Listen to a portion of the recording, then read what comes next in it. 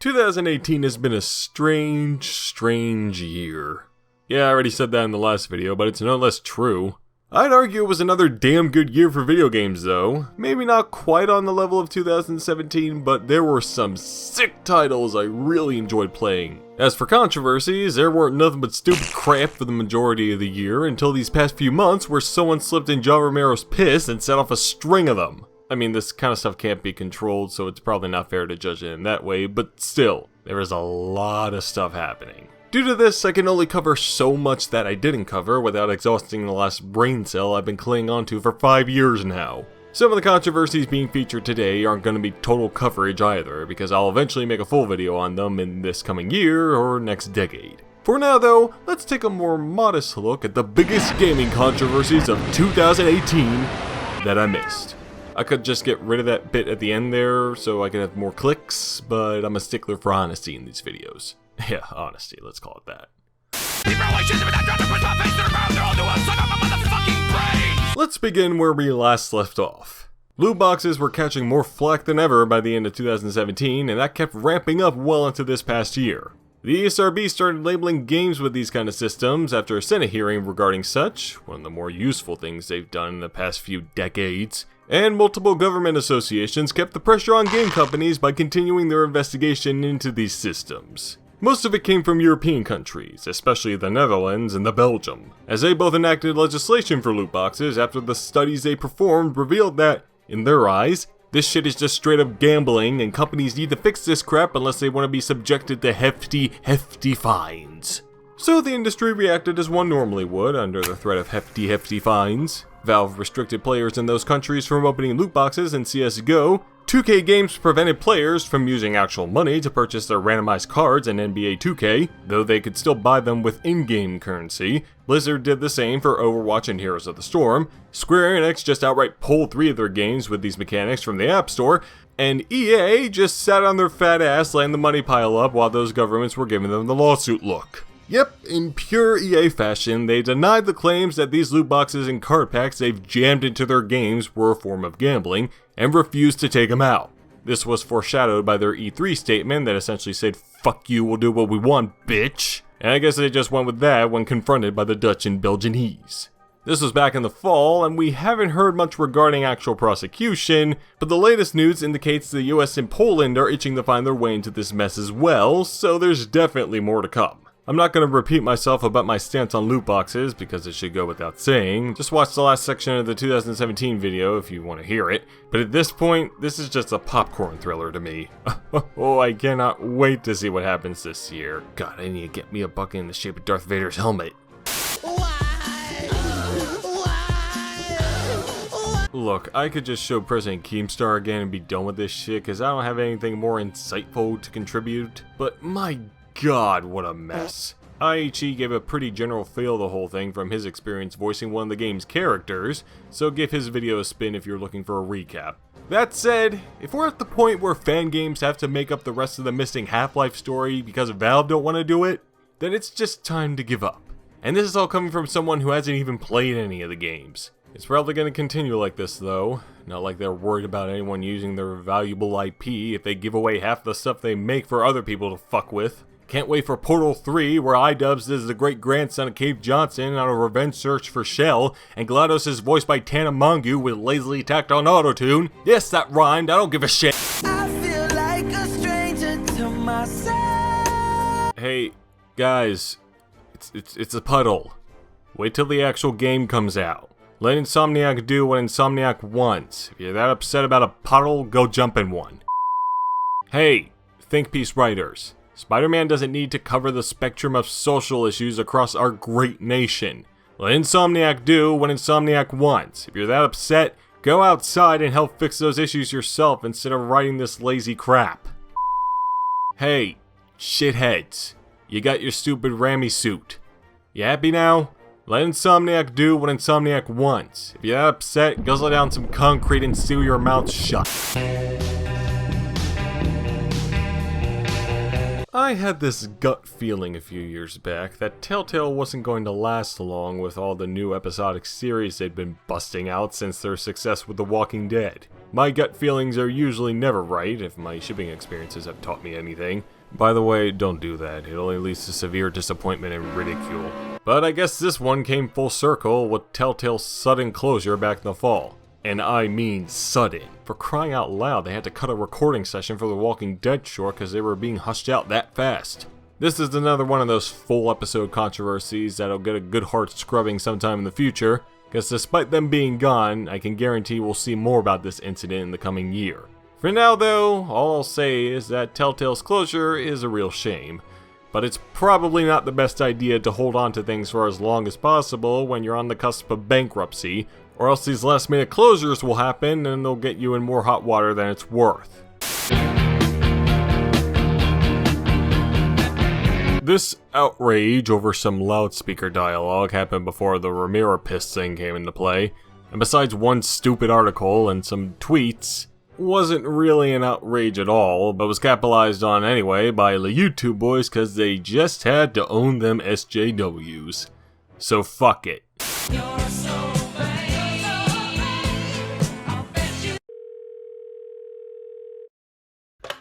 Hello? Mr. Unknown?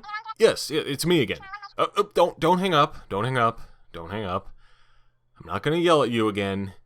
By the way, 2 surly loot crates armed with level 3 helmets are outside your door, so if you do hang up, they'll barge in and beat you senseless with them. Got that? Good. Anyway, what the fuck is wrong with you? I gave you the benefit of the fucking doubt at the beginning of the year, but no, you had to go and pull a Silicon Knights. You do remember those guys, right? I showed you the video I did on those morons. At least you had the decency to actually drop the case, but you just kept making more and more mistakes, man. The endless loot boxes are shit. The game still runs like shit. Cheaters are still rampant across all servers. Your new maps are... Well, I actually like the snow one, but the Vietnamese level sucks. And you released the PS4 version of the game on the same day as Smash Ultimate? I'd be inclined to believe that was Sony's fault if you hadn't spent this whole year fucking up. Get your shit together, you silly simpletons. February 8th. Be prepared. Far Cry 5 was announced in 2017 and sold itself as Jonestown the Game, where you play as some loser who goes to Montana to muck up a murderous religious cult. Journalists and other folks seem to immediately take this as an interpretation and satirical view into the rise of far-right groups in our wonderful country. There really wasn't any indication of that within the trailer beyond this dude be preaching the word of God, and the director themselves dissuaded those ideas as the game had been in development well before this heightened era of American politics. Nevertheless, those people believed that was the direction they were going with anyway, and it did look pretty sweet, so the hype was at a high point for the series, seeing as the previous 2 games were kinda lackluster. I mean, there was a petition denouncing the game, demanding that the antagonist be completely recast, but I'm pretty sure that was just a prank, bro. I was sorta in the same hype camp, but I didn't think those far-right aspects were gonna go anywhere, cause a lot of devs, especially AAA devs, are hesitant to pull this kind of stuff off cause they do not want to alienate any potential buyers. So when the game actually came out, it shouldn't have come as a surprise that it didn't go anywhere with those far-right aspects and stuck to the whole Jonestown the Game vibe pretty much throughout. Well, it wasn't a surprise, but that didn't stop people from complaining about it. But I don't think that's very fair to the game. I've heard ruminations of some of the things that go on in there, and it ain't like they've completely skimped out on those aspects. I suppose the lesson here is not to assume a game like this to be the perfect attack in our country's current state when it obviously isn't, and they get mad when it turns out like that. Speaking of assuming...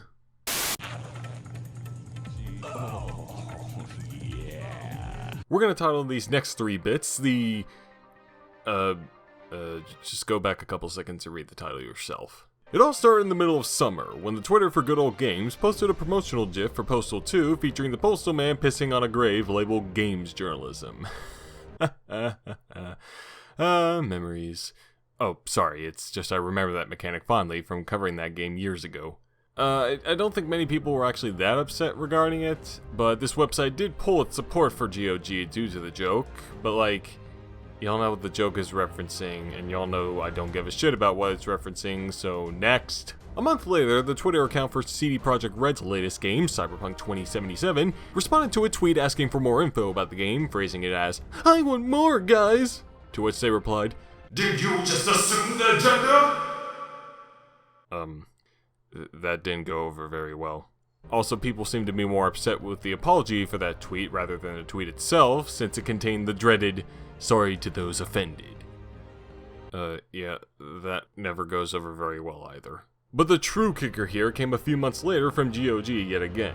As y'all may know, our wonderful presidential administration decided it was a good time to muck things up even further by attempting to change the legal definition of sex in a way that discluded transgender folks, paving the way for even more discrimination, mistreatment, and just plain dickishness at their expense. A new hashtag arose on Twitter as of a result, that hashtag being "won't be erased." So, somehow, the GOG account saw fit to post this.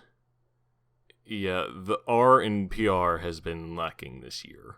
Naturally, people were upset again, things got messy again, and this was the breaking point for GOG, so they just fired the person responsible. A couple months after that, Eurogamer did a story about the whole thing and interviewed the person in question, where they attempted to defend themselves. Funnily enough, they were also responsible for the Postal 2 tweet from earlier, to which they explained that they didn't read the date on the gravestone close enough. And as for the "won't be erased by a bunch of fucking pricks" tweet, they said they had seen it being used in tweets regarding classic games and movies, and there was also that whole fiasco about emulation and piracy that happened last year as well, so why couldn't they use that hashtag too?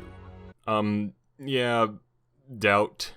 Look, I went over the article and the comments, as well as the Daily Data article with no comments, and while I do feel bad for the dude losing his job, as well as his apparent stress they endured because of some stupid things they said on the internet, been there, done that, I just cannot buy his train of logic.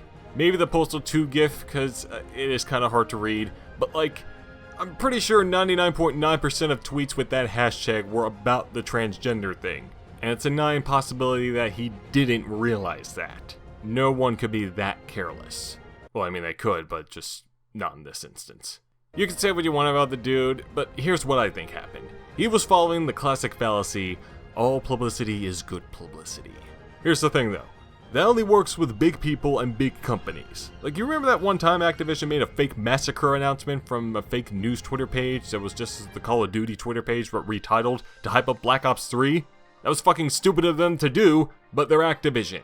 It was never gonna hurt them significantly to pull off that marketing stunt. Maybe they did fire the idiot responsible for that crap too, but popular individuals like, say, Mr. I'm gonna be gay for a month are another example. Yes, talking about them is a waste of precious oxygen, but they thrive on bombastic reactions from the populace. Especially from people who react to an obviously offensive statement from an obviously offensive dick that shouldn't have a spotlight on them, by putting a spotlight on them by saying that their statement was offensive and they're a dick.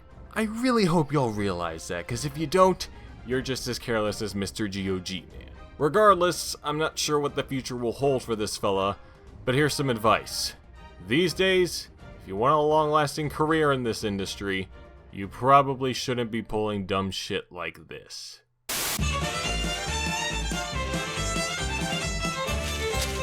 I want to make games of my own one day, preferably independent of the big guys, but sometimes getting in with the big guys is a good way to kickstart a career like that. However, given recent events, testimonials, and the lack of care from the company in question, Rockstar is at the bottom of the list of places I'd choose to work at. Oh, fuck you, faggot. The fuck you say to me, you little shit! So Blizzard made an announcement at their big old fan convention, BlizzCon, that a lot of their fans didn't like. Diablo Immortal for phones, developed not by them, but by NetEase. It's been 6 years since Diablo 3 had been released. It had been 12 before that since Diablo 2, so fans were probably expecting a 4th game to be announced, or at least something interesting, but they were bamboozled pretty hardcore. So they went on the social media and expressed some anger, and then the actual media picked up on that. Some agreed with them, some didn't, and some said, Look, I haven't played the series at all, and I really can't drum up as much anger or passion here as fans have. Sounds hypocritical of me to do so after railing on Hunt Down the Feetman without playing any of the Half-Life games, but at least Blizzard are actually partially involved with this. I can certainly understand this announcement was poorly executed, and I sympathize with those disappointed that this isn't something larger than Blizzard made it out to be. There's also the whole thing with how they're handling their Twitch chat moderation, but that's also kind of another gray area. They're requiring any users that want to participate in chats for upcoming competitions they'll be hosting, they're going to first test this with the Overwatch Contenders one, and possibly more, to link their Twitch account with their Battle.net account. Should these users act against the code of conduct? I'm not sure. This hokey on Twitter speculated that not only would their Twitch account be banned, but their Battle.net account as well, meaning that they would lose access to their games, but that hasn't been confirmed yet, so I hesitate to agree. Also, fella, this tweet here, you know that stereotype about the SJWs where they want to take away your games or something like that? Yeah, this isn't helping dissuade that fallacy. And for fuck's sake, if you're gonna delete your tweets after the anime avatars, as you call them, come back at you with some logical counter-argument, don't make the tweet in the first place. In other words, cut the smug attitude and get banned. Pretty much it seems like we're just gonna have to wait to see this thing in action before we can really judge how it'll work. We in Lemonheads. I don't give a shit. Colorado, Rocky Mountain High. I wasn't too impressed with Fallout 76 in its previews, but I never anticipated this happening at all. And it's still ongoing. This is another controversy that needs a bit more time in the oven before I can truly dissect it, but my god, what a shitstorm. Keep the hits coming, Bethesda. In addition to everything we've discussed so far, the gaming community bore witness to one of the dumbest things that any journalist could possibly do, regardless of profession. IGN put out their video review of a game called Dead Cells, gave positive remarks and such too, which stood in line with other opinions, fair enough, but that's not the issue. Later in the day, a video by a small YouTube channel called Boomstick Gaming posted a video with the provocative title, IGN copied my Dead Cells review. What do I do? I had no idea how to deliver that. You can watch the video yourself, but it compares that dude's review with IGN side by side, and there were far too many similarities between the two for this to be a mere coincidence. The video picked up steam over the next day, and soon enough, IGN were getting pelted with rotten eggs over this, resulting in them removing not just the review, but the person behind the review as well. I feel like I'm repeating myself. The dude wasn't just some nobody freelancer though. He was one of their editors. He'd been with the site for about a year, and has a decent following on social media too. So of course he tried to defend himself from the accusations, quite poorly if I may add. But IGN were set on parting ways with him, and had someone else re-review the game entirely, as well as scrub through other reviews the former editor had done for the site. Despite all that, Boomstick Man didn't demand his firing, just a mere apology, or something along those lines. Caring as that may be, plagiarism is not to be taken lightly. Doesn't matter if you're writing a school essay, crafting a novel, or penning reviews for the internet. You get caught plagiarizing, your entire writing career is in jeopardy. I don't want to sound like some college teacher past their prime, but I'm being serious. There is no feasible reason to plagiarize anything. Those who do are either lazy, stupid, scummy, or varying degrees of all three, and those who think they can get away with it are just maxed out lazy, stupid, and scummy. 'Cause you won't. Especially on the goddamn internet. You will get caught. And you will suffer. Do not fucking bother.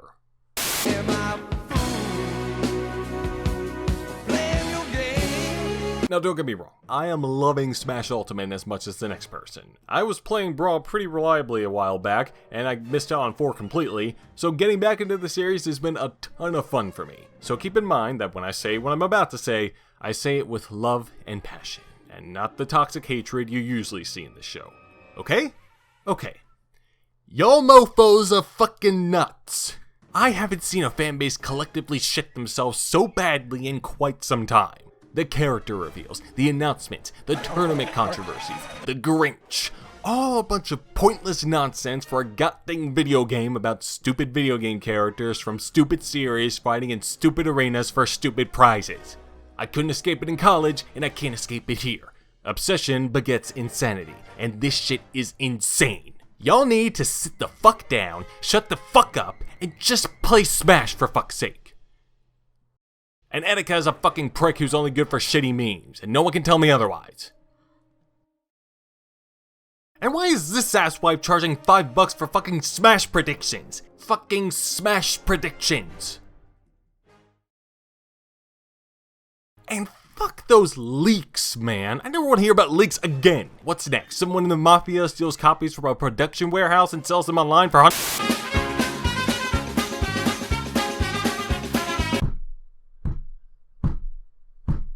Why does God persist in his heinous ways?